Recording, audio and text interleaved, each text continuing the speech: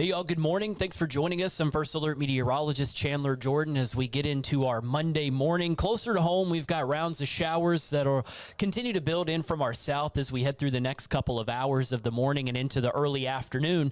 And just coming into the First Alert Weather Center, we have our fifth named storm of the season and our first named storm since Dexter of last week. You're taking a brand new live look at Tropical Storm Erin, which has just formed in the Atlantic. Our friends at the National Hurricane Center upgrading this area we were watching earlier this morning on sunrise into a tropical storm.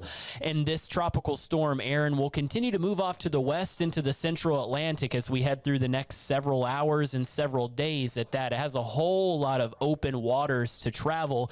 At this time of this morning, Tropical Storm Erin with sustained winds of 45 miles per hour. It'll continue to move off to the west this week and into the weekend. And a lot of our computer guidance would suggest some intensification of Erin as well as it moves off to the west. By this weekend, we could be talking about not only our first hurricane of the season, but our first major hurricane of the season as well. By the end of the weekend, this as far out as it goes, Tropical Storm Erin forecasted to reach sustained winds of 115 miles per hour. That would make it a Category 3 storm as it's moving through the central Atlantic. And so over the next 7 days, really all we can do with this system is watch and wait to see how things develop as it continues to move through the Atlantic. And what you're looking at now, as you may have heard, is called as spaghetti models or spaghetti plots. These are pretty much just long-range pieces of computer data that measure the trajectory and path that is forecast by Tropical Storm Erin. And notice how once we get to the end of this, which is about 7 or 8 days from now, the model split as each one of these lines represents an individual long-range computer model. And so once we get towards the next 7 or 8 days from now, that's where a lot of this split starts to come into play. And that's more so a lot of uncertainty that enters the forecast, more so in the sense that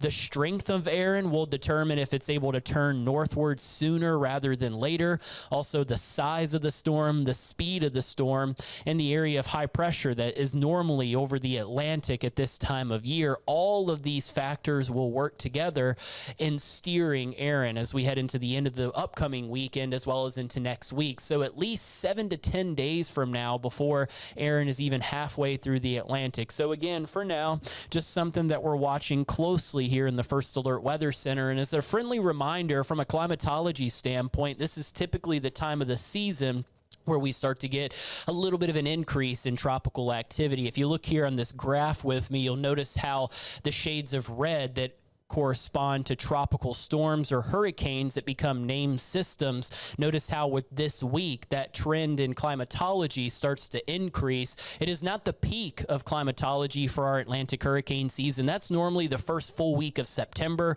right around and just after Labor Day, but it is starting to get to that point in the season where we'll need to keep a close eye out on things in the tropics. So for now, and at least for the next 7 days, it is a watch and wait game.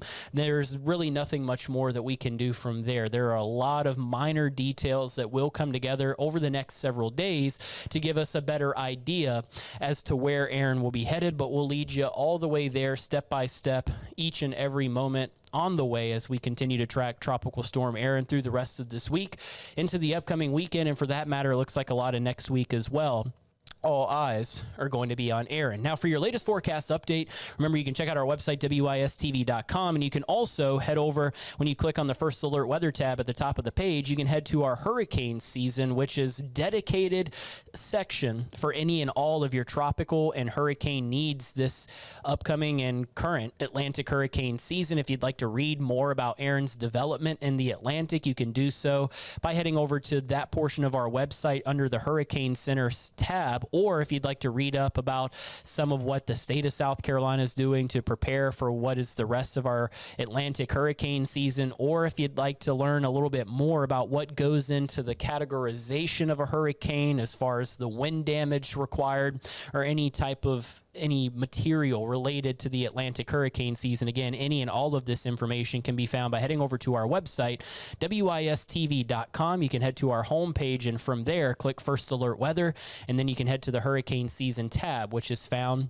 under our First Alert weather page. For the entire First Alert weather team, I'm First Alert meteorologist Chandler Jordan. I hope you have a great rest of your Monday. And if you'd like more updates on Tropical Storm Erin, be sure to join us at midday. First Alert meteorologist Peyton Garrison will have the latest, not only on Tropical Storm Erin, but as well as your First Alert forecast for us here in the Midlands.